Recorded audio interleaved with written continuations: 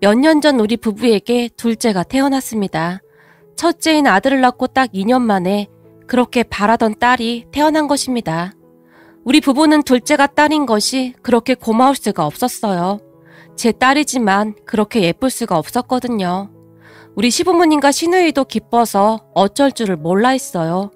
시댁은 시부모님과 시누이 부부 그리고 조카 둘이 있습니다. 그리고 친정은 부모님과 여동생 부부가 있어요. 남편의 누나, 그러니까 형님에게는 아들만 둘 있었기에 우리 딸은 시댁 가족들에게 예쁨을 한 몸에 받았어요.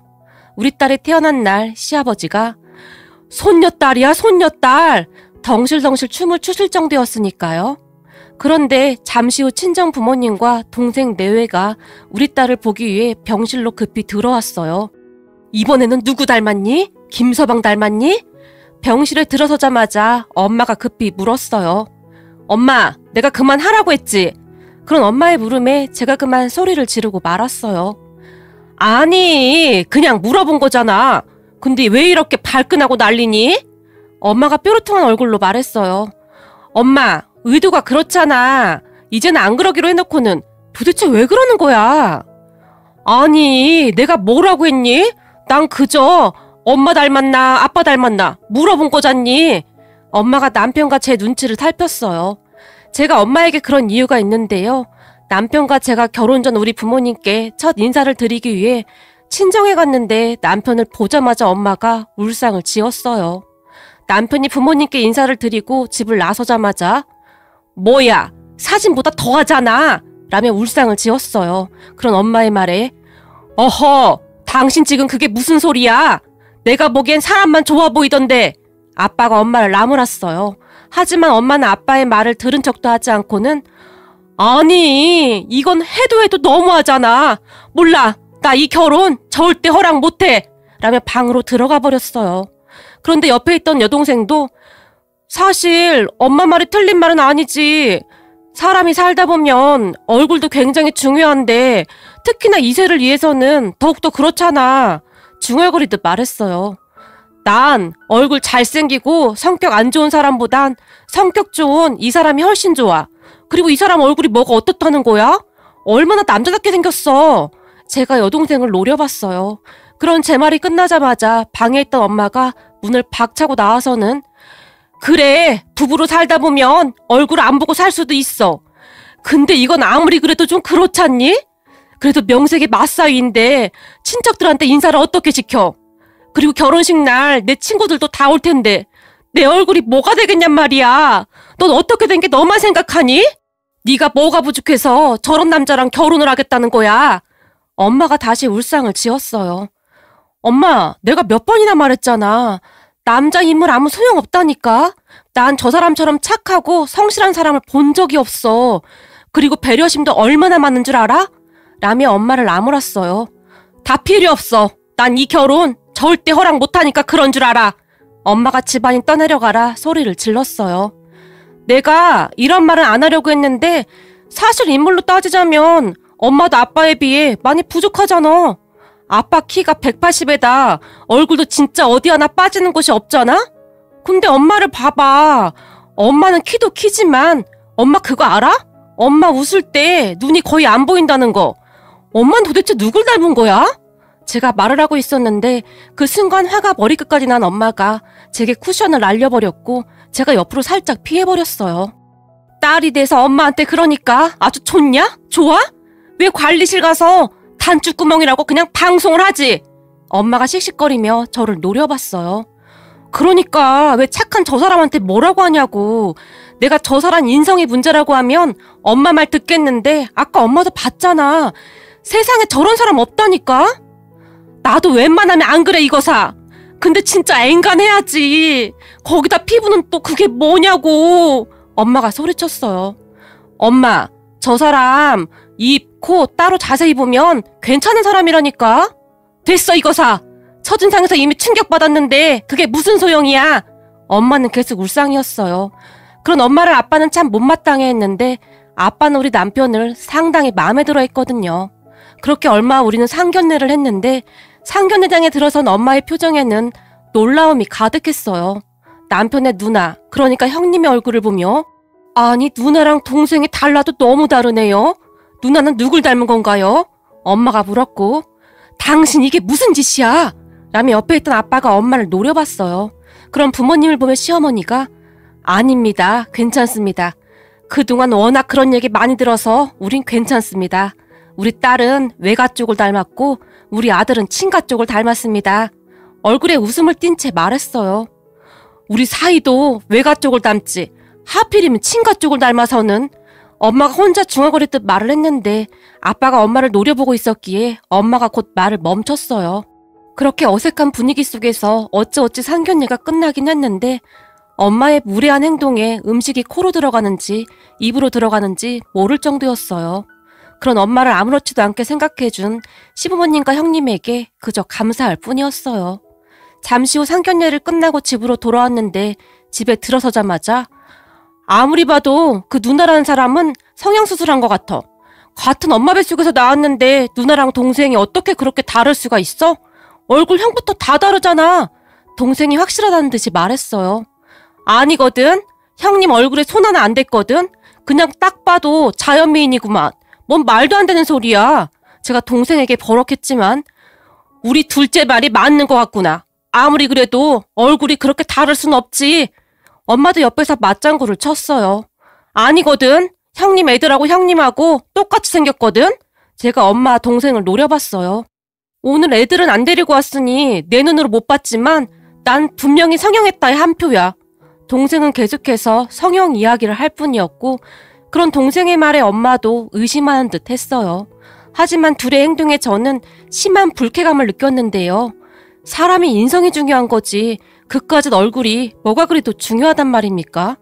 제가 보기엔 우리 엄마와 동생은 친척들과 지인들에게 소개하기 창피하다는 그 생각만 하는 듯 했어요. 그렇게 우리는 엄마와 동생의 축하를 받지 못한 채 결혼식을 했는데요.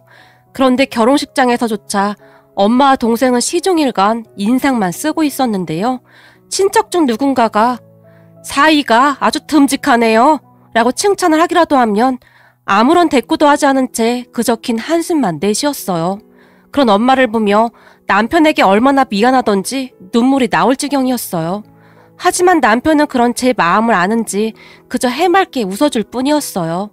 거기다 시댁 가족들도 우리 엄마를 별로 상관하지 않는 듯 했고요. 그렇게 시간이 흘러 동생이 결혼할 사람이라며 남자친구를 집으로 데리고 왔는데 동생의 남자친구를 보던 엄마가 아이고 인물이 아주 훤한 게 딱 내 스타일이네 내 스타일이야 라며 싱글벙글했어요.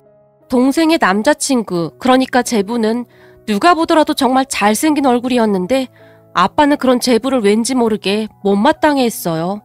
식사를 하면서도 엄마가 아니 피부가 어쩜 이렇게 좋은 건가? 아주 반질반질한 게 파리가 앉았다가 미끄러지게 생겼네. 모름지기 남자나 여자나 피부가 좋아야 하는 거야. 그리고 피부도 부지런한 사람들이나 관리하는 거지. 게으른 사람들은 피부 관리 이런 거 엄두도 못 낸다니까. 라며 엄마가 우리 남편을 곁눈질로 살짝 바라봤어요. 그런데 그 순간 아빠가 남자는 뭐니 해도 남자다운 게 제일 좋은 거지. 우리 마사이처럼 듬직한 게 좋은 거야. 라고 말을 하고는 제부를 보더니 근데 자네 혹시 얼굴에 여자들이 바르는 그런 화장품 바른 건가? 아까부터 아무리 봐도 그런 것 같던데. 입술도 그런 것 같고. 아빠가 물었어요. 네 맞습니다. 요즘은 다들 조금씩 합니다. 그것도 다 자기 관리거든요. 그래야 경쟁에서도 살아남을 수 있거든요. 사실 회사에서도 얼굴 잘생긴 사람들을 더 선호하고요. 제부가 아주 자랑스럽게 말했지만 아빠는 못마땅한 표정이었어요.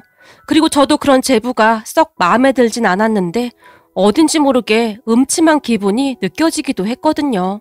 다만 엄마만이 그렇고 말고 요즘은 남자들도 관리해야 하거든.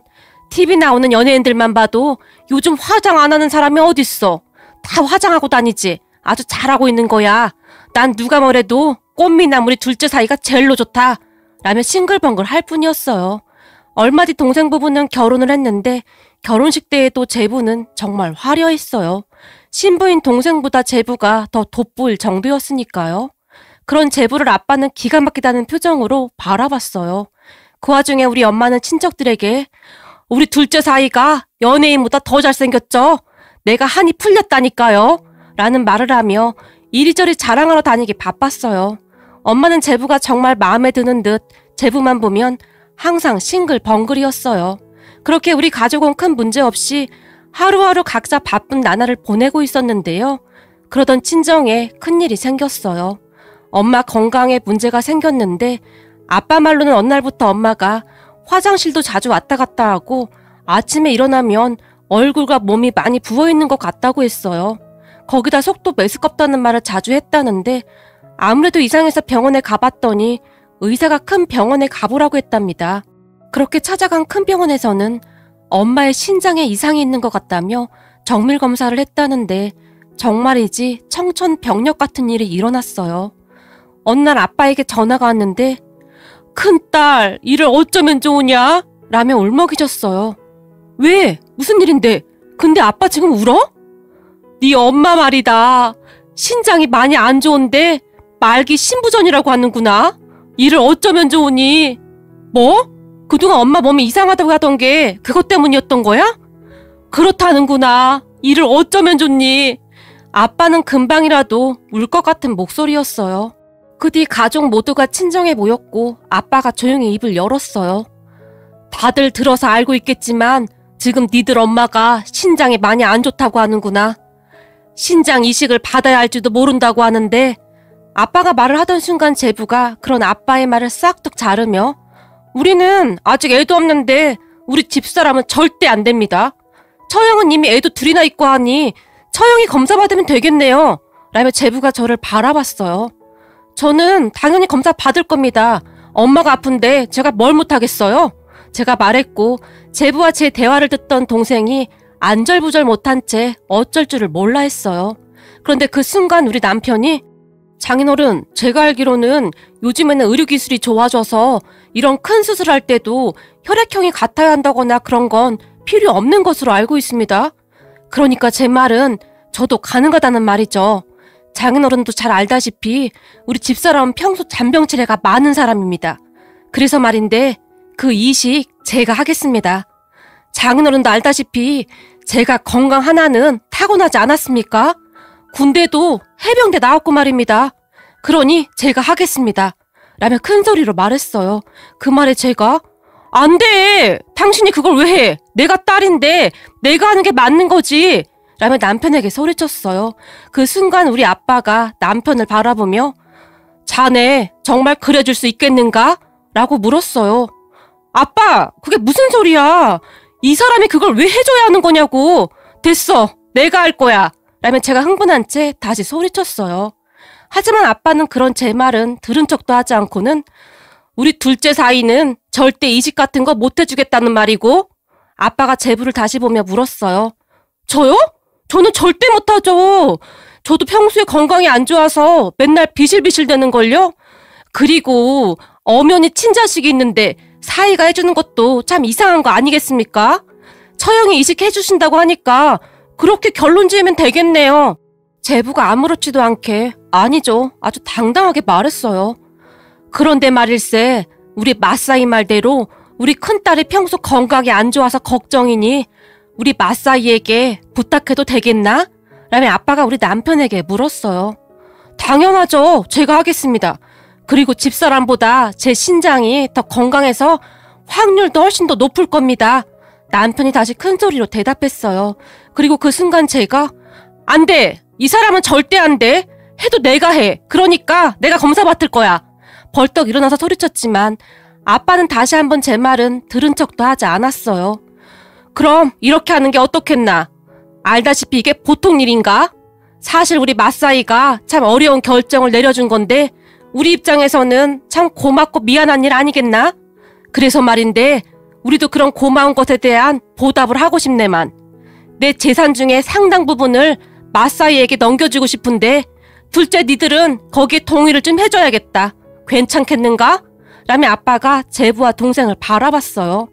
네, 뭐 전 형님이 이해는 안 되지만 그런 형님에게 재산을 주시겠다고 하면 저희도 동의합니다. 제부가 말했어요. 그럼 이번에 우리 마사이가 수술만 해준다면 마사이에게 그렇게 재산을 주겠네. 아빠가 큰 목소리로 말했어요. 장인어른, 그게 무슨 말씀이세요? 저는 장인 장모님 재산에 관심 하나도 없습니다. 그러니까 안 그러셔도 됩니다. 남편이 당황한 채 말했어요. 아닐세. 그래야 우리 마음이 편할 것 같아서 그렇네. 내가 다시 한번 물을 건데 이번엔 녹음도 다 할 예정이네. 둘째네는 재산 안 받는 걸로 그렇게 알면 되는 거지? 아빠가 다시 물었고.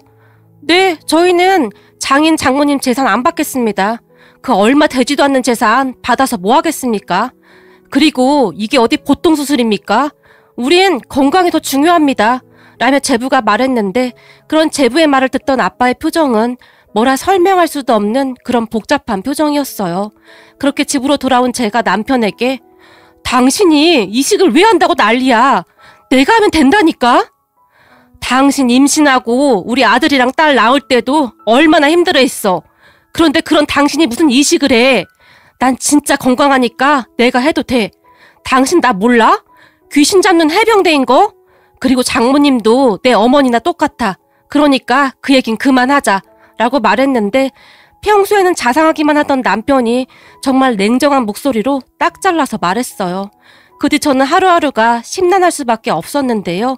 그러던 어느 날 아빠에게 전화가 걸려왔어요. 우리 큰딸이 사람 보는 눈 하나는 기가 막히구나. 아빠가 뜬금없이 말했어요. 조금 전에 바깥 사돈한테 전화가 왔는데 이런 말을 하더구나. 사돈, 어제 우리 아들이 찾아와서 안사돈한테 신장이식을 해주겠다고 하더라고요. 물론 부모 마음 다 같다고 우리 부부도 걱정이 되긴 하지만 우선 안사돈부터 살리고 봐야 하지 않겠습니까? 우리 아들한테 잘했다고 했습니다. 수술할 때 저희도 찾아뵐게요. 제가 이렇게 전화드린 이유는 우리 아들에게 이식받을 생각에 안사돈이 그렇게 눈물만 흘린다고 하셔서 연락드렸습니다. 우선 맘 편히 수술 잘 받으시라고요. 라는 말을 하더구나. 세상에 이런 분들이 어디 있겠니? 그래서 말인데 니들 오늘 저녁 집으로 넘어오거라. 라는 말을 했어요. 그런 아빠의 말에 친정에 갔는데 동생 부부도 와 있었어요. 우리 모두를 앉혀놓고 아빠가 말씀하시기를 이 상가 우리 마사이한테 넘길 생각이다. 라는 말을 했어요. 장인어른, 안 그러셔도 됩니다. 아닐세. 그래야 내 마음이 편할 것 같아서 그렇네. 아빠가 남편의 손을 꼭 붙잡으며 말했어요. 지금쯤 상가 가격이 많이 올랐을 걸세. 그리고 우리가 잘못되면 이 아파트도 마사이에게 다 줄 생각이네. 아니면 지금이라도 자네가 수술받고 내 재산 받던지. 아빠가 제부를 바라봤어요. 네? 아닙니다, 아닙니다. 당연히 형님한테 주셔야죠. 순간 제부가 손사래까지 치면서 머리를 가로저었어요. 그 뒤 아빠는 굉장히 빠르게 우리 남편에게 상가를 넘겼어요. 그런데 얼마 뒤 우리는 충격적인 사실을 알게 되었습니다. 사실 엄마에게 신장을 이식해줄 사람이 이미 정해져 있었다는데 그게 바로 우리 아빠였어요. 그러니까 아빠가 수술실로 들어갈 예정이었고 그때 그러한 말을 하기 위해 우리 모두를 불렀는데 제부가 수술을 못한다며 펄쩍펄쩍 뛰는 모습을 보며 이해가 되면서도 왠지 모르게 서운하더래요. 이게 그렇잖아요. 아다르고 어다르다고 제부의 말에 기분이 많이 상하셨던 것 같아요. 그런데 그 와중에 우리 남편은 본인이 수술을 하겠다고 그러고 있었고요. 그래서 아빠가 수술 전에 재산을 조금씩 정리하신 것 같았는데 혹여나 수술이 잘못돼서 아빠가 깨어나지 못하신다면 믿을 사람이 우리 남편밖에 없다는 생각을 했던 것 같아요. 사이도 자식인데 우리가 감히 어떻게 자네한테 이 위험한 수술을 시키겠는가. 나 아직 건강하니 걱정 말게나. 물론 의학이 발달했지만 세상 일 아무도 모르는 거 아니겠는가? 혹시나 내가 잘못되면 자네가 잘 좀 보살펴 주게나. 수술실에 들어가기 전 아빠가 남편의 손을 꼭 잡았고 그런 아빠의 손을 잡고 있던 남편이 장인어른! 이라며 소리내어 눈물을 뚝뚝 흘렸어요. 그 뒤 다행히 수술은 잘 되었고 엄마 아빠는 많이 좋아지셨어요. 그러던 어느 날 병문안을 온 제부가 장인어른, 저 서운합니다. 어차피 처음부터 수술을 장인어른이 하실 거였으면서 상관을 왜 형님한테 넘기신 겁니까? 라며 볼멘 소리를 했어요. 가족은 말일세 가장 힘든 시간에 손을 잡아주는 게 진정한 가족일세. 근데 우리 마사이가 그러지 않았겠나? 지금 자네가 그런 말을 할 처지가 아닐 텐데 라며 아빠가 제부를 노려봤어요. 아빠의 말에 제부의 얼굴이 일그러졌지만 부모님은 전혀 상관하지 않는 모습이었어요. 그때 엄마는 우리 남편에게 내가 그동안 자네한테 참 몹쓸 짓을 많이 했네. 정말 미안하네. 진심으로 사과를 했고 그 뒤에는 거의 떠받들다시피 했어요. 그리고 동생 부부는 그 뒤 얼굴도 잘 비추지 않고 있는데 얼핏 동생에게 듣기로는 아빠가 우리 남편에게 상가 준 것 때문에 제부가 삐쳤다고 했어요. 우리 남편이 신장 이식 수술을 한 것도 아닌데 상가를 넘긴 것에 대한 불만이 많다네요. 현재 상가 시세를 확인하고는 큰 충격을 받았다고 하는데요. 그 말에 다시 한번 정이 뚝 떨어졌어요. 이 와중에 상가 시세를 확인해보다니요. 요즘 우리 부모님은 건강도 많이 좋아지셨는데요. 엄마는 마사이가 집에 온다고 하는 날이면 아주 진수성찬을 차려놓고 버선발로 뛰어나와서 반기신답니다. 엄마는 입만 열었다 하면 내가 인생 헛살았다. 사람 보는 눈이 이렇게 없었다니 라며 한탄하곤 하신답니다. 이 기회를 빌어 우리 시댁 가족들과 남편에게 다시 한번 감사하다는 말을